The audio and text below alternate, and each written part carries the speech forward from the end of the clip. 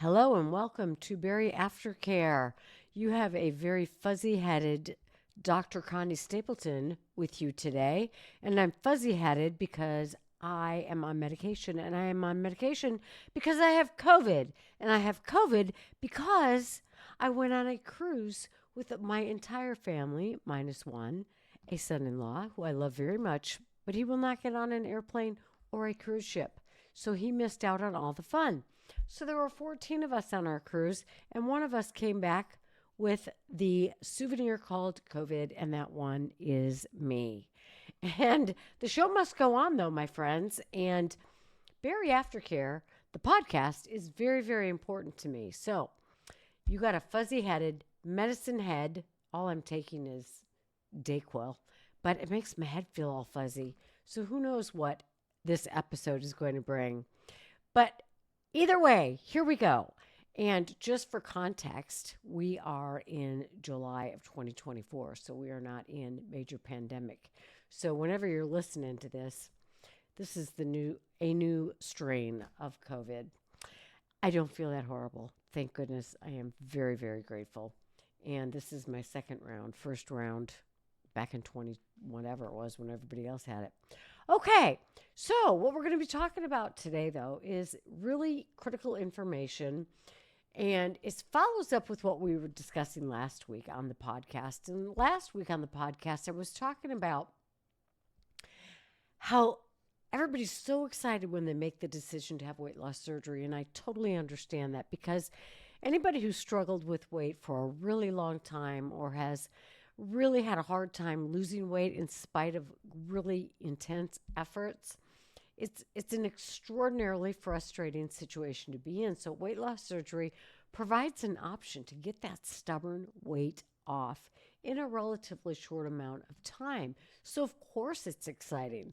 But the idea of weight loss surgery in the day-to-day living life as a post-op are two very, very different things. And if you're contemplating surgery at this point in time, that may or may not make sense to you because you look at people and they're losing their weight and you're thinking, how hard can this be? But if you've had weight loss surgery and you're more than 2 years out past your surgery, you know darn well how hard the day-to-day living as a post-op, a successful post-op, who maintains the majority of their weight loss really is. And I likened it to getting married. So many people are excited about getting married, and that wedding is such a big deal. But a wedding is absolutely not the same thing as a marriage. And a marriage takes a great deal of work. Not that a wedding doesn't, but it's a whole lot different kind of work. A wedding is planning and getting excited, and you got the event ahead of you. A marriage is, holy moly, nobody told me there were going to be days like this. So we talked about that, and we also talked about how people don't tend to get help from a therapist, particularly, until there's a problem. Or we don't go to the doctor until there's a problem. We do some maintenance kinds of things, but usually, and a lot of people don't even go for that, but usually it's not until there's a problem that we seek out help. So when something is wrong in your life is when somebody like me can come in handy and help a person make changes that they need to make because they want their life to run more smoothly. They want their life to be more effective. Or in the case of weight loss surgery or some other health issues, they want to live longer, period.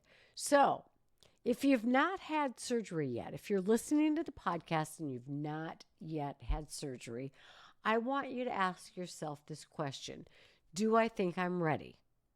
Now, that's a very open-ended question. It's very vague.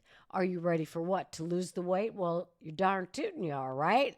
You've been wanting to lose this weight for forever. So, of course, you're ready to lose the weight. But the question that I am asking as a therapist is, are you ready to do the work that it takes to keep the weight off? And I asked that question for the pre-ops and the post-ops, but it's going to look a lot different depending on where you land on that continuum. If you haven't had surgery yet, you're like, yeah, bring it on. I'm ready. Let's go. If you've already had surgery and you're 2, 3, 4+ years beyond your surgery, you're like, if I were to say to you, do you think looking back that you were adequately prepared. Or if you've been married or in a long-term relationship, if you look back and I say, do you think you were adequately prepared to be in a long-term relationship or in a long-term committed marriage?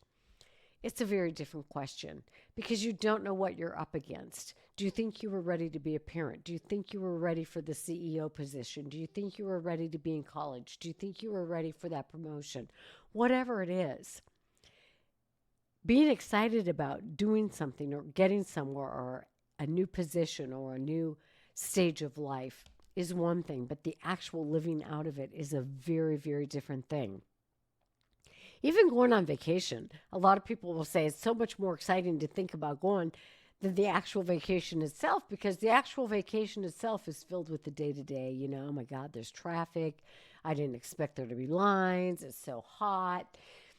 But the idea of something and the actuality of something are not often the same in terms of enthusiasm and excitement. But that doesn't mean we don't forge ahead with things that we want in our lives. And when we're talking about weight loss and weight loss surgery, there's a reason for it. There's a reason to make the changes. And whatever your reasons are, we're going to dig deep into those. But we're going to talk about today, where are you at in your bariatric journey? And wherever you're at, whether it's pre-surgery, 5 years post-op, just out of surgery, or 10 years post-op, maybe there's some changes you want to make in your life right now. So we're going to look at what those might be. We're also going to look at what are some proven indicators of a real desire to change. I use the examples of I want to learn a different language or I want to learn to play the piano in a lot of my podcasts. And while I do think those would be great things to do, my real desire to change is evidenced by the effort that I put into those things. And I don't put any effort into learning to speak Spanish or learning to play the piano. So I'd say that my real desire to change isn't that great. So we're going to look at what are some proven indicators that you're really ready to make these changes and some ways to assess for your readiness to change. Of course, in the world of psychology, we have ways to assess for everything. So I'll share with you some of those, and maybe you can implement those for yourselves. Or if you've got people in your life who are considering making major changes, whether it be for their weight or entering school, or you can apply this information in your own life to different areas as well. It doesn't just have to be about weight or the weight loss process, but that's what this podcast is about. So, and finally, what do you do and where are you when it comes to actually getting started? So let's look at where you're at in your bariatric journey right now. And I want you to think about something that you really want to make a change on. Maybe you are in your journey and you've lost your weight and it's been about a year and a half in, and you're like, I'm really not exercising like I intended to, or like I said I would, or like I know I need to for the long run to keep this weight off. So I'd like to start a regular exercise program.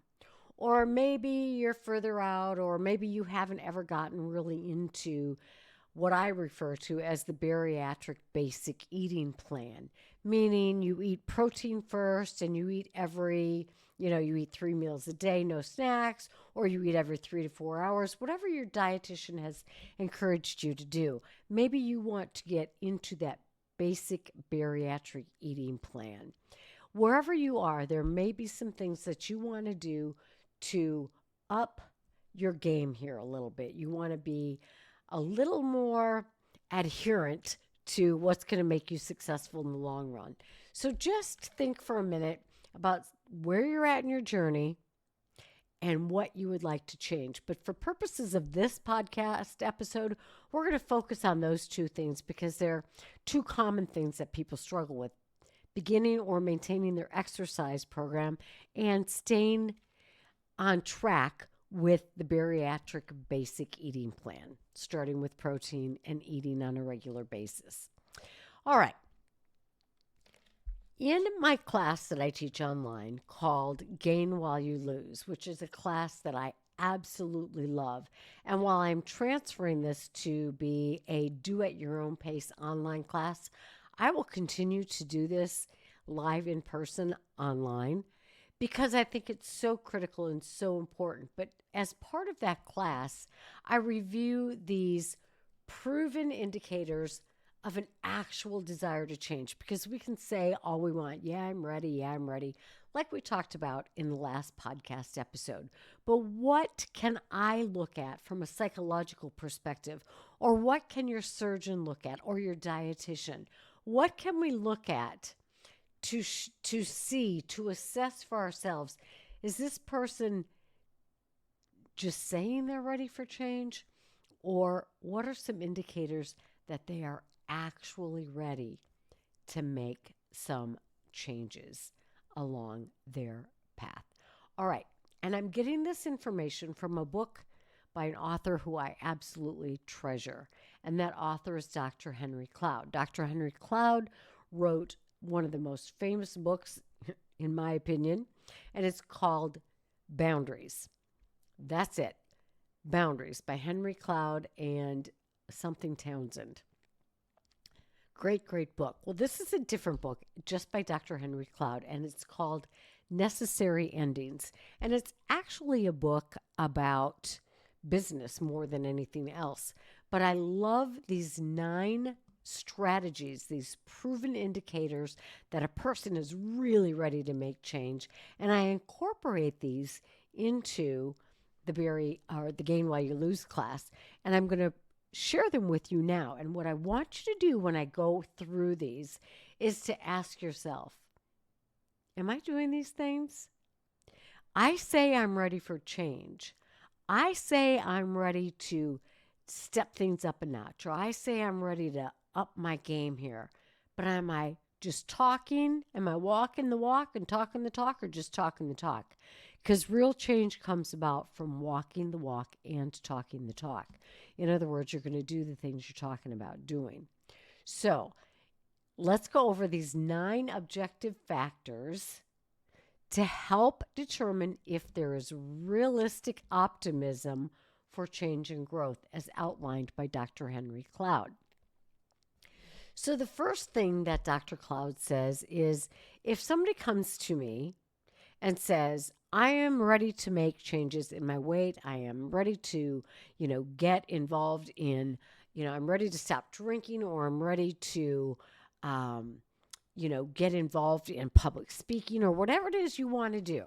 Here's the first thing that you can look at to see how serious this person is. And this first thing is verifiable involvement in a proven change process. Meaning, there are things out there that have worked for hundreds and thousands of people. If you want to be a public speaker, are you involved in, say, Toastmasters, which is an organization where people do practice talks and they get together with people for breakfast or lunch or whatever, and they take turns giving up and giving talks? Or are you involved in any kind of, maybe it's a group of friends and you meet together once a month and one of you gives a talk?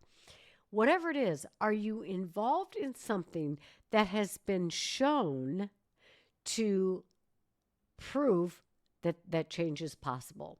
So if you want to quit drinking, are you involved in a 12-step program, AA, or the one through the church? Because I have medicine brain, I can't think of it. There's a program through a lot of the churches, or there is a program for recovery that's not spiritually based as well. So there are all kinds of recovery programs. Are you involved in one of those? If you want to lose weight, are you involved in support groups? Because research will say that people who participate in support groups are more likely to be successful long terms. Or Weight Watchers has helped a lot of people over the years, or TOPS, or Curves, or are you involved? If you want to exercise, are you using a personal trainer?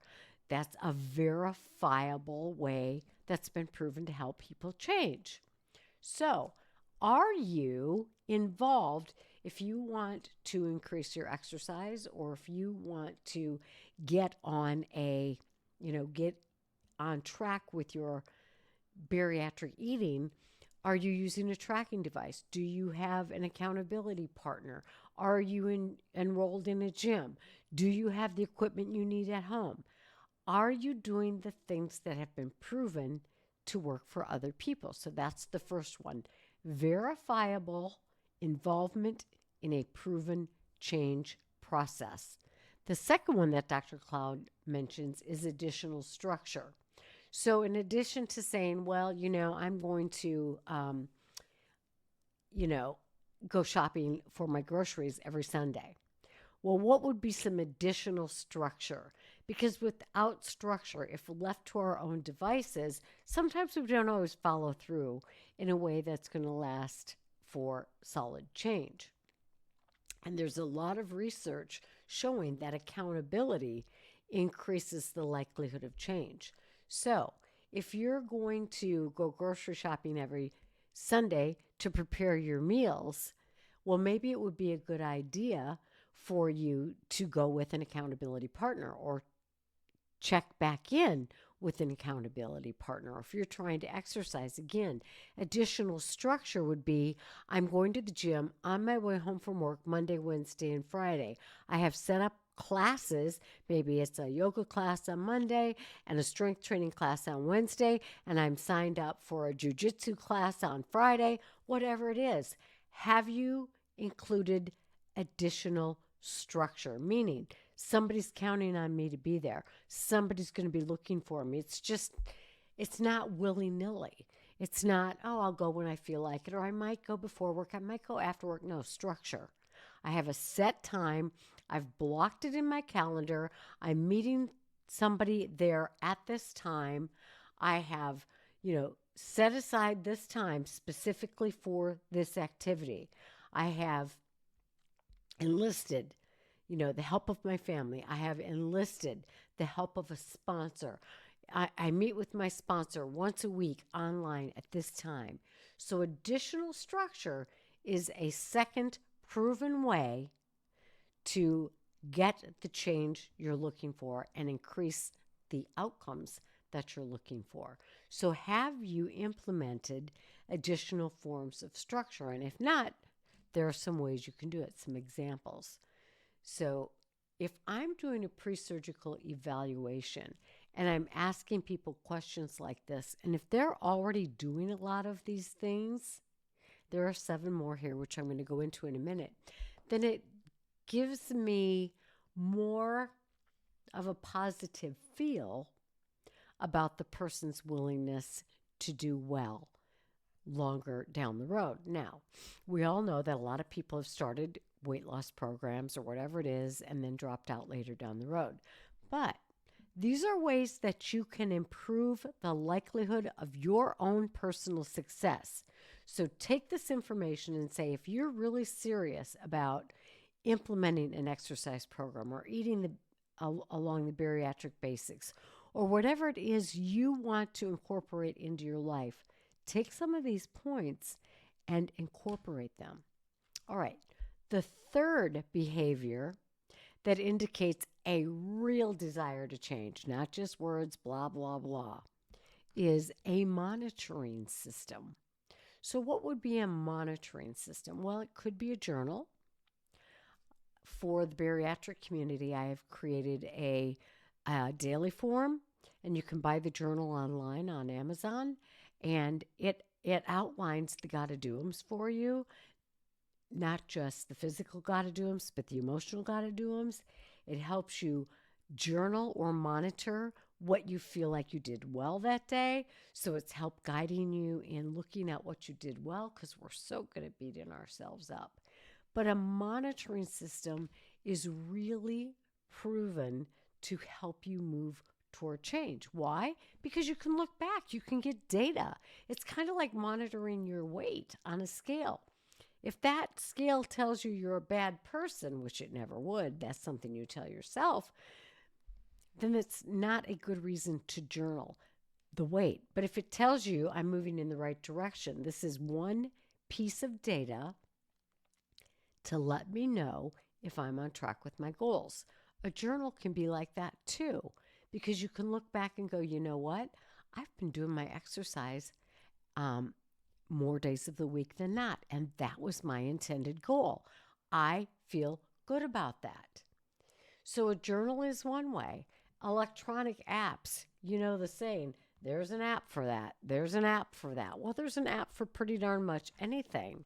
So use the apps that are out there.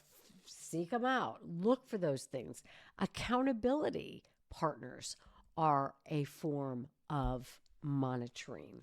So if you're checking in with a friend on a daily basis or a weekly basis or whatever it is, in the recovery world, a sponsor is a monitoring system.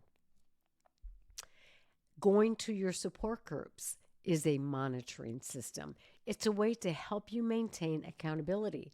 The BariAftercare Facebook group is a great monitoring system. All these things are, but only if you use them, right? You can sign up for an app and never use it. And sometimes I think we get overwhelmed with all the different options. It's like, my God, I don't have enough time to keep up with all the monitoring systems. So pick something that's simple for you, that, appeals to your personality. Like, I'm not going to do anything with a lot of numbers and graphs and symbols and arithmetic. That's not going to work for me. But talking to a friend is going to work for me because I like my relationships. So figure out something that's going to work for you in terms of helping you to monitor your progress. The fourth behavior that indicates a real desire to change is participating in new experiences and skills, because we only know what we already know. I took piano lessons as a kid, and I took 4 years of Spanish in high school. So I know a little bit about the basics. I know how to read music. I know where to put my hands on the piano. I know where, how to say, donde es el baño, so I can get to the bathroom if I'm in a Spanish-speaking country. But if I want to learn more, if I want to improve my skills, either on the piano or in Spanish, and if you want to continue on your journey in implementing exercise on a regular basis or eating according to the bariatric basics, then you need to implement some new skills and experiences. So what does that mean? Well, maybe it means that you could listen to or watch the movement videos on the BariAftercare Facebook group every month, because we show different kinds of exercise, different kinds of movement. You learn about strength, you learn about flexibility, you learn about balance, you learn about how the different kinds of movement can enhance your daily life. Maybe you try out different kinds of classes. Maybe you take some sort of martial arts class. Maybe you get into a pool and try a water exercise class. Maybe you try a 5K. Maybe you try a yoga or Pilates class. Maybe you try a Zumba class, or whatever, is a new experience that could help you engage in more forms of physical exercise. So you have to try new skills and new experiences. Another way to do that is through workshops. Maybe you want to learn more about martial arts in general. You could get on YouTube and listen to the different forms of martial arts. There are all different kinds of yoga that you can participate. So maybe you participate in a workshop that lets you try out all the different kinds of yoga. Maybe you want to try different kinds of foods that are protein dense. And so you sign up for a class specifically about how to eat more protein. You can seek these things out.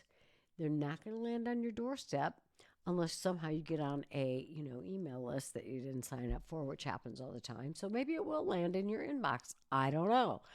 But most of the time we have to seek these things out. So look for classes. A lot of universities offer free classes or free seminars. There are so many free things online, so many seminars. Ask somebody to go to one with you. Listen to podcasts. There are so many good podcasts out there. And I know your time is limited, but seek out some or ask your friends for some suggestions. So if you want to become better at something, invest a little bit of time and a little bit of effort seeking out some new experience or skill can kind of test the waters, see what you like. Okay, the fifth indicator of a real desire to change.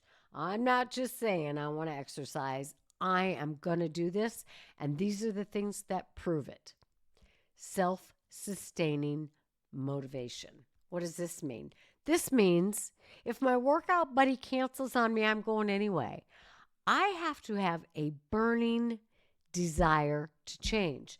Now, this is tricky, especially like in the bariatric community, because when you first have weight loss surgery, buddy, you are on fire. You are en fuego. There's my Spanish for you. You are on fire to change. It's like nothing's going to get in my way. I'm going to go out there and I'm going to get this. I am ready. But you hit that first stall or that second stall, or you come to that place in the weight loss journey where the weight kind of plateaus for good, and you fall into that, oh my God, I'm not losing weight anymore. Oh, woe is me. Why bother? Because you've gotten a little bit addicted to that high of seeing the scale go down. Well, at some point, it's going to slow down. But you've got to have some measure of self-sustaining motivation. Are you taking advantage of everything that's available to you? Are you immersing yourself?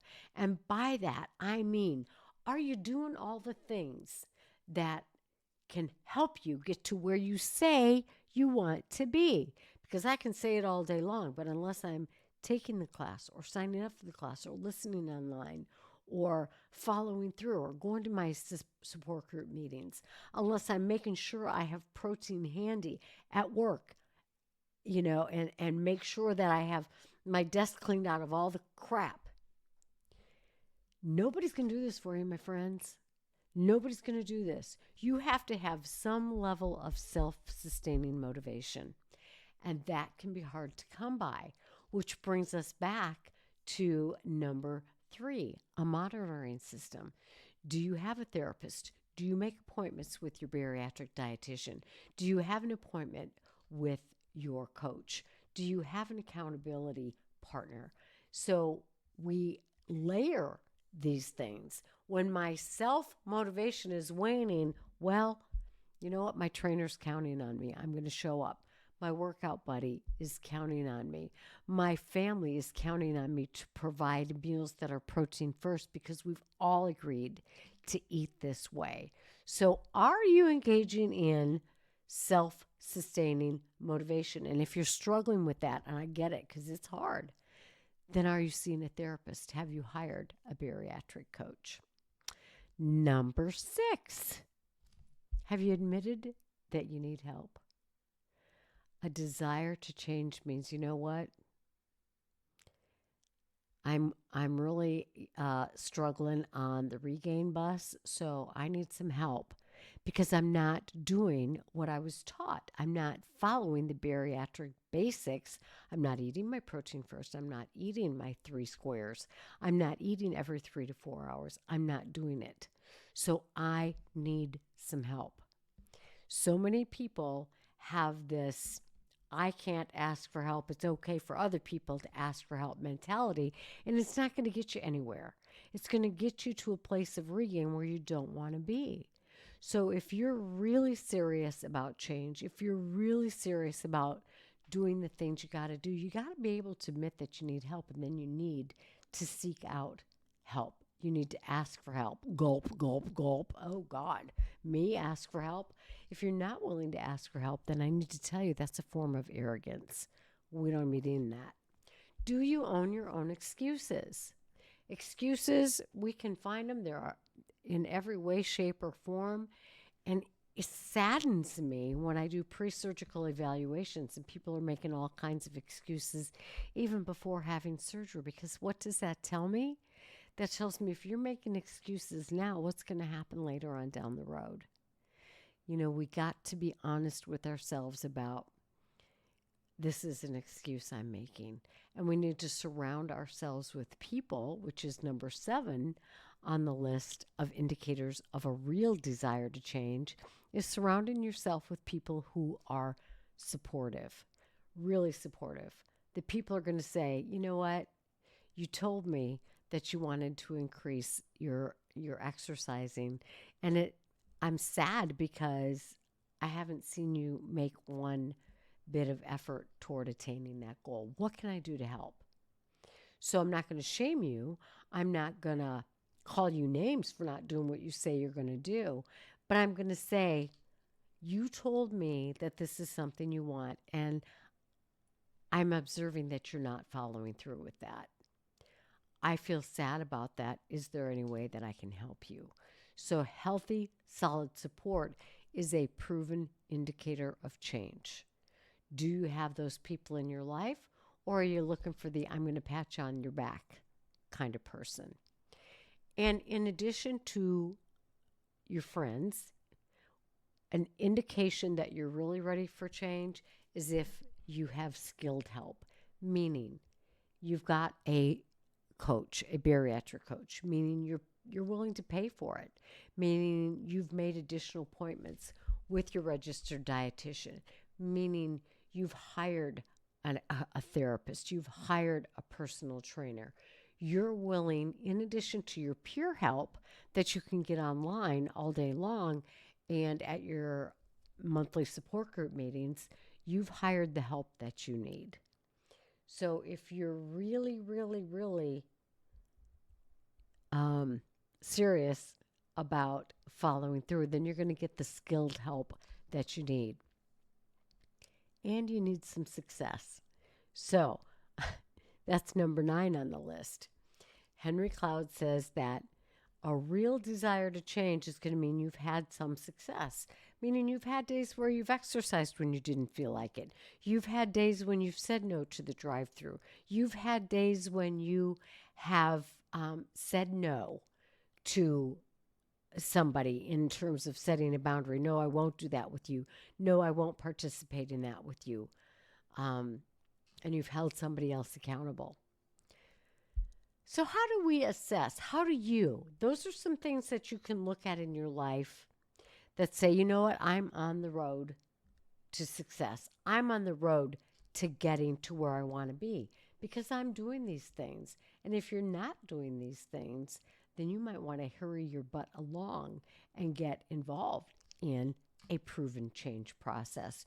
You might want to build in, the second thing was additional structure. You might want to put into place some monitoring or accountability systems. You might want to look into some new experiences and some new classes and developing some new skills. You might want to look deep inside yourself and look in the mirror and go, ain't nobody coming. If it is to be, it's up to me, and develop some of that self-sustaining motivation and admit that you probably need some help. And then get that help in the form of peer and professional support. So those are the things that Dr. Henry Cloud says from his book, Necessary Endings. And when I'm talking to people and they're doing some of those things or they're willing to do some of those things, then I'm encouraged for them. And I think this is a person who is actually moving in the direction of real, long-lasting change. Now, in the world of psychology, there are lots of different ways that people look at a person's readiness for change. So I'm going to share just a couple of those with you. And I'm going to go through some of the things that you may have been asked, but definitely things you can ask yourself today. Again, whether you are wanting to increase your exercise or get on a sustained exercise program, whether you want to get down to business when it comes to following through with the bariatric basic eating, or if you're expanding in your life and you want to go back to school, or if you want to work toward certification in something, or if you want to learn a new hobby, you can ask these questions to kind of assess where you are in your willingness to change. And one of these models is used by a lot of coaches, and it's called the GROW model. It's a popular technique, a way to approach change. It's been around for a while, since the 1980s. And of course, there's a series of questions that the coach might ask you or the therapist might ask you. And the questions, what they're designed to do. So when I go through some of these questions with you, I want you to just ask yourself um, these same questions, because the questions is how, sometimes you'll be talking out loud, or I will be doing this anyway, and I'll be thinking about something now, be talking to my friend about a dilemma I might be in, and as I talk out loud, I come up with my own answer. And then I'll say, "Well, thank you for your help with that," even though they may not have said a word.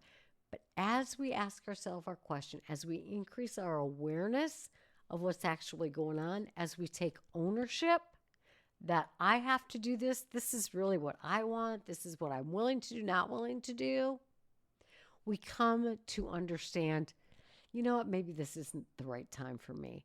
I remember many years ago, I wanted to go to a writing workshop, and it was a workshop done by, I think his name is Jack, Jack something, the guy who wrote all the Chicken Soup for the Soul books.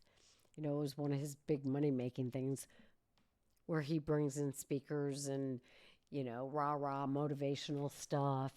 But you can connect with people to help you in the writing journey.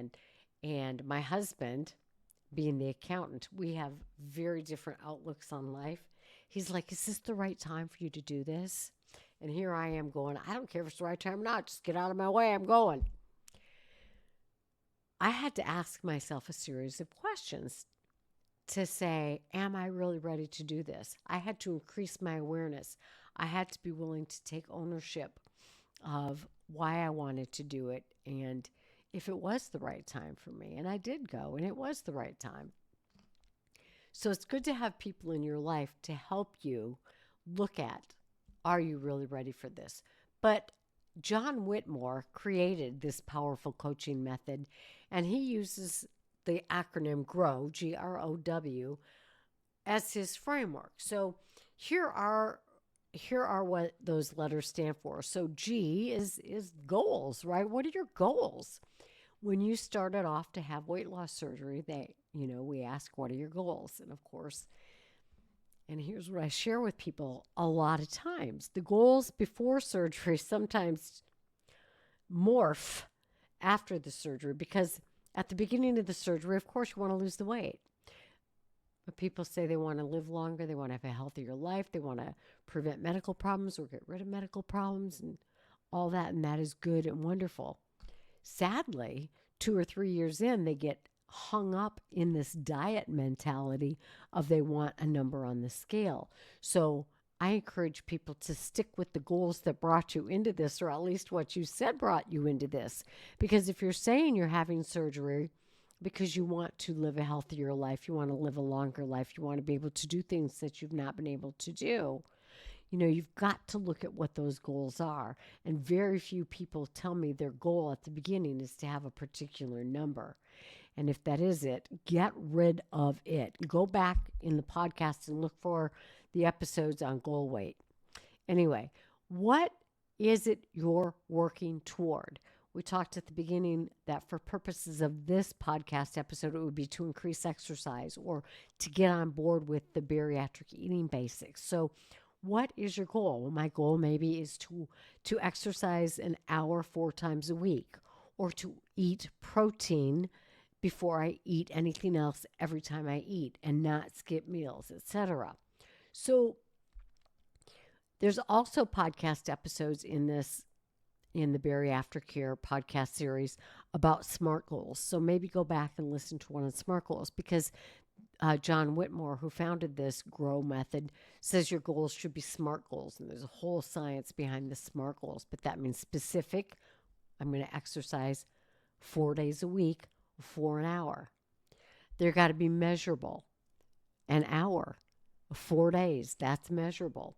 Achievable. Do I have time in my life for that? Well, actually, yes, I do. Or if the answer is no, I don't, then it's okay, I'm going to make it 40 minutes, 4 days a week. That's more achievable for me. Is it realistic, et cetera, et cetera? So use the SMART goals. So that's the G for grow, reality. Then you got to say, you know what? Where am I realistically at in relation to these goals? If you've not gotten off your couch or walked, in the last 5 years, it might not be realistic to say, I'm going to exercise for an hour, 4 days a week. So you have to be realistic and say, you know what? In relation to my goal of walking 4 day or exercising 4 days a week for an hour, I'm not there. It might be wiser for me to cut back. But take a reality check and don't do this by yourself because we blow smoke up our butts all the time. We will buy our own BS in a heartbeat. So talk to somebody else who knows you, who lives with you, and say realistically, what do you think about this goal? Given my current reality, my workload, my school load, my parenting load, my time commitments with whatever else I do, can I realistically carve out this amount of time that I can accomplish this goal? I realistically need to look into roadblocks. Maybe, that time that I thought would work isn't going to work because the kids are out of school or I need to be home at that time or whatever it is. So take a realistic look at what could get in the way of me following through with my goals. So the G is goal, R is reality, O are the obstacles and the options. So again, look at what are the obstacles and are there options. So if the obstacle is, my partner has to go to work and I have to be home, somebody has to be home. Well, an option would be on that day, I could do an exercise video at home rather than going to the gym. So realistically, look at the obstacles and look at the options for overcoming that. Because it's so easy to say, well, I'm just going to exercise 4 days a week. That is not a plan, friends. That is just a blah, blah, blah, blah, blah, blowing smoke up my butt. I have to look at, does this work in my schedule? Let's put it in the calendar. Let's grow up, be an adult, do what we're going to say we're going to do, but make sure that it fits into our actual life. So the W is what's the way forward? I'm going to, and will. So I'm going to impose my will here and say, this is really important to me. And the way forward means that this is the plan I have established. So kids, while we're at home on Wednesdays between 4 and 5, I am doing my exercise video. You're welcome to join me. Otherwise, leave me alone. So inform the people in your life so that you can follow through with your way forward and take those steps. So that's one method. Grow your goals. The reality. What is the reality of your goal in relation to where you're at in life right now? What are the potential obstacles? And what is the way forward? So that's a really simple. I will have links to other things to look at if that appeals to you. There's a method that has a fancy schmancy name, but you've probably heard of this method before in terms of readiness to change. It's called the trans-theoretical model, which I don't even know what that word means, but you've probably heard of these stages of change, right? The 5 stages: pre-contemplation, contemplation, preparation, action, and maintenance.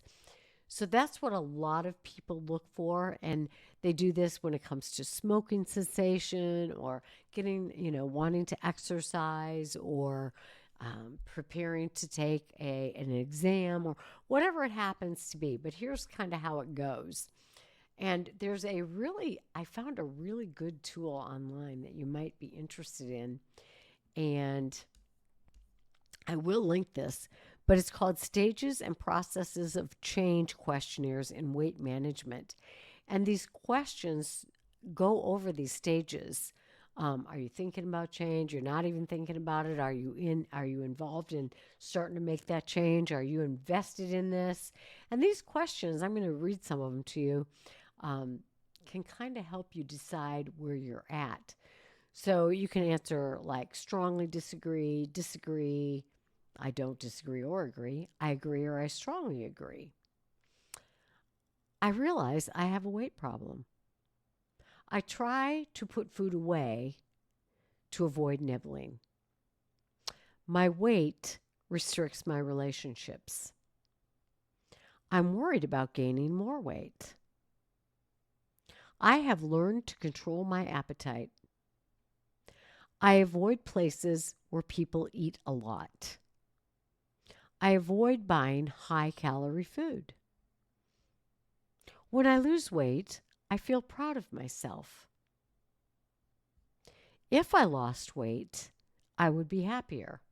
So those are a few of the sample questions. There are 34 of them. But I like this because it can kind of help you see, well, I say I'm ready to lose weight, but am I really? Kind of like if you use those things that I pointed out at the beginning. I say I'm ready to increase my exercise, but I'm not really doing the work it takes. But let's go through these little stages very, very quickly. Pre-contemplation means, you know what? And think about your weight loss journey. You know what? I'm fine. I don't even think about trying to lose weight. It's not on my radar. It's not a problem. I'm good. All right? Now, there may be consequences, but you might not even be aware of them. You might not know you have health problems going on, or you know, you may be minimizing, yeah, well, it's getting harder to walk, or my joints ache, or yeah, the doctor did say something about the blood pressure, but whatever. You don't put too much emphasis on it. So it's a pre contemplation. I'm not really thinking about doing anything about my weight. Now, to move out of this stage, what has to happen is you need to get real. You need to become more aware. You know what? It's not just the blood pressure, it's the blood pressure and the cholesterol. And did they mention that oh God, they did say pre-diabetes, right?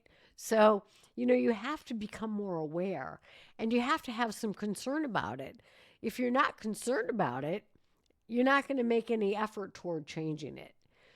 And you also have to have some hope. This is a problem because a lot of people who struggled with weight for a long time don't feel like there's any hope to get the weight off or lose the weight. And surgery can be tricky in that regard because the prospect of weight loss surgery can give you hope, but there's often a lack of awareness of the amount of work it takes to keep the weight off after surgery. So talk to people. There's great hope that getting the weight off is possible, but you have to be aware going into weight loss surgery that it takes a lot of work to keep this weight off. So the first stage is I'm not really too concerned about it. But if you become more aware, if you start to have some concern, then you might contemplate. So the second stage is contemplation. So in this stage, people are, you know what, pretty soon down the road, maybe they usually say next 6 months, I'm going to start doing something about this. I have plans. I got plans. I'm going to start working on this.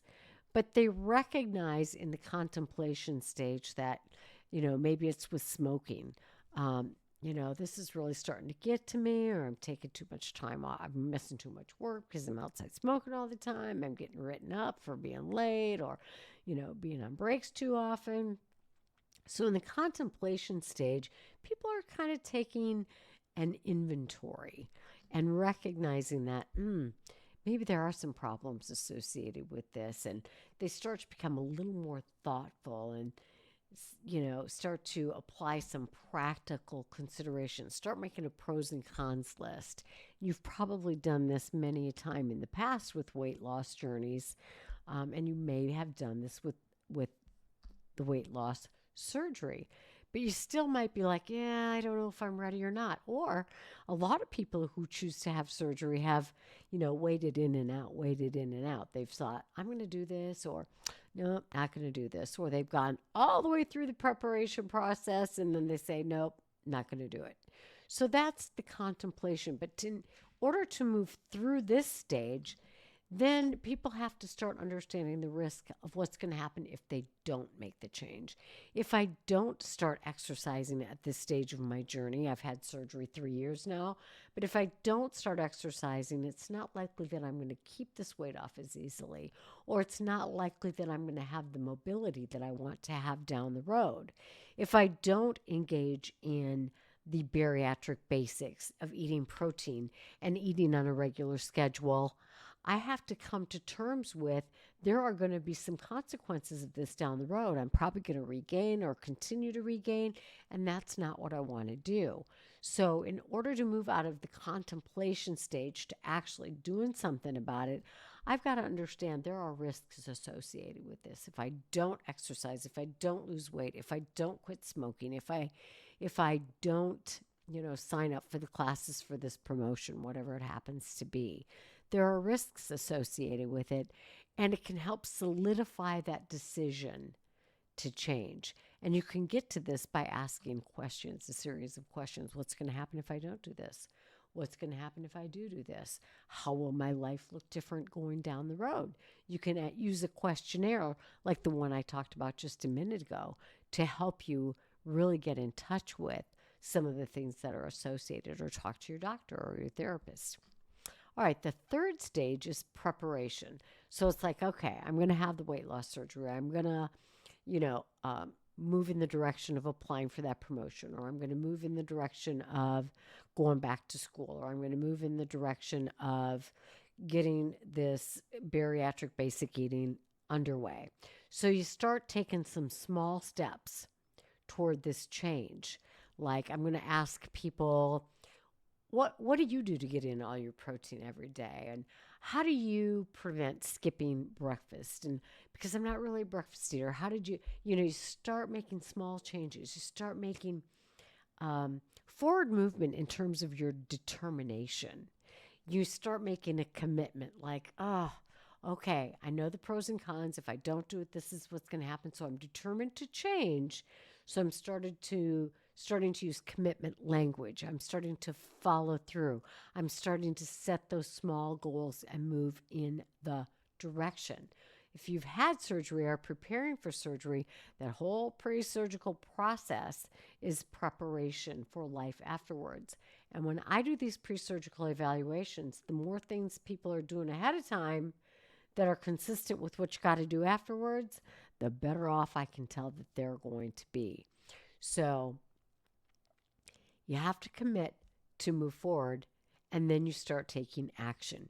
You start buying the different sources of protein that you like. You start making sure that you have these different sources of protein available to you at home and at the office. You keep a stash of protein bars in your purse. You keep a cooler with you when you're going to be taking your kids to their various practices, so you can have some Greek yogurt, or you can have some cottage cheese or some string cheese, or good solid sources of protein with you, so you don't find yourself going, I'm making an excuse and I just need to drive through the drive-through. No, you don't. You take action. Action is the fourth step. So you've started making changes. You're changing the behavior. It's a process. You intend to keep moving forward. You've implemented those things that we talked about at the very beginning of the podcast. You've enlisted professionals. You've increased your forms of accountability. You're using the apps. You're using forums. You're enlisting a coach or a therapist or a personal trainer. You're doing it. You are doing it. You're doing it. You're doing it. And doing it is what gets you the results that you're looking for. And then comes the dreaded but all-important maintenance stage. And this is where you're like, okay, this is my new routine. In the action stages and the preparation stages, you're in those habit-forming stages, right? You start doing some squats while you're brushing your teeth to increase your exercise. You start setting your alarm to get up a little earlier to do a 10-minute yoga practice before you start your day. You start making sure that your grocery list has all the protein sources that you like at the beginning of the list. You make sure that you start doing it, and it becomes habitual. When you eat, there's no thought to, am I eating protein? Because you just do it. You don't think about, should I stop at the gym on the way home? Because it's what you do. You've already established it and you're in the maintenance phase. So this is where you've got to make sure you've got a lot of people plugged into your journey, because if you start to not have success, or if the weight loss slows down, which it is going to and it needs to and it's supposed to, then you have people to help you maintain the healthy behaviors, because it's the healthy behaviors, it's the maintenance that's going to keep you moving toward where you want to go. And this is critical because there are stages in the journey when you start to lose hope because you've done that in the past, or you start to get a little bit despondent like you have in the past. That's when you need to really pour on the gas and get the help that you need. So, until this becomes your new way of life. So, you've probably heard about these stages, and they're the stages of growth. And Katie J., who's a therapist who works in the bariatric community, wrote a wonderful book, and I was looking for it because that's what I wanted to do this podcast about, but I couldn't find it, and I didn't have enough time to order it. But it's called Stages of Transformation, for, something like that. But her name is Katie J., last name Jay. And Kate, you can find it on Amazon. It's an amazing book, and I highly recommend that you read it, because it's written specifically using these stages of change and readiness for change with bariatric patients, and great examples. Another way that therapists or coaches or dietitians can assess your readiness for change, or you can as well, and you can do this with your friends, and it's not going to sound like you're being a therapist, but by asking questions. And it's called motivational interviewing, and basically what you're doing, if you're a therapist or a coach, is you're basically trying to get the clients talked into talking themselves into being ready to change, because they uncover their desire. They uncover what they're good at, what they're not good at. They uncover their own reasons, and you're just having a conversation. So you can do this with friends or family members, or if you want, if you're trying to help your child get ready to do something, or your spouse or your friend, you can ask desire questions like, what are some of the reasons you want to do this? What are some of the things you would like to get out of this? What are the things that you wish for? What do you think that, how do you think your life would be better if you did these things? So by asking these probing questions, and by the way, start with what and how, not why. Why makes people feel defensive. Little life hack for you there. What is it you want? What could you gain? What would your life look like? What would be the benefits? How would you feel better about yourself if you did this? How would your life look different? What would be different about your days, or what would be different about your attitude if you did this? What would be different about your relationships if you did this? So asking those questions helps build desire within a person, because if they're answering your questions and saying, well, you know what, I'd feel better about myself, and you know what, I would have so much more energy, and I would feel proud of myself, and I would be a good example to so-and-so. I'm building my own case for engaging in these behaviors. And then, so those are desire questions. And then there's a set of questions called ability questions, like, well, how confident are you that you would do this? Or, well, it doesn't sound like you're that confident. What could you do to increase your confidence? What could you do to help assure that you would follow through with that? So again, the person is developing their own plan of action simply by answering some questions. Or you could even frame it like, you know what, I'm thinking about doing this. What do you think would be a good way for me to? Because then they can give you advice, but they're also hearing themselves talk, right? You can also ask reason questions, or the whys. What are the advantages of doing that? What do you think the advantages of eating protein first would be? What do you think the advantages of not skipping meals would be? Oh, you wouldn't be hungry all the time? Oh, and that would help you be more focused at work, and that would help you be more productive, and you would have more energy, and But you're setting people up to answer their own questions and put out this great plan that's like, well, why the heck wouldn't I do this? Because I just laid out 25 reasons of benefits of doing this. And then you ask need questions like,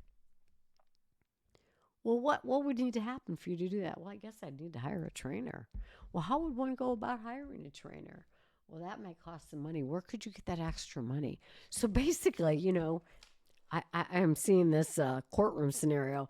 Excuse me, Your Honor, the prosecutor is leading the witness, but you are leading the witness, or in this case, the person, to building their own case for doing something. And that way, it's like, I'll know people who it's like, I'm not going to do that. They're not going to do that unless it's their own idea.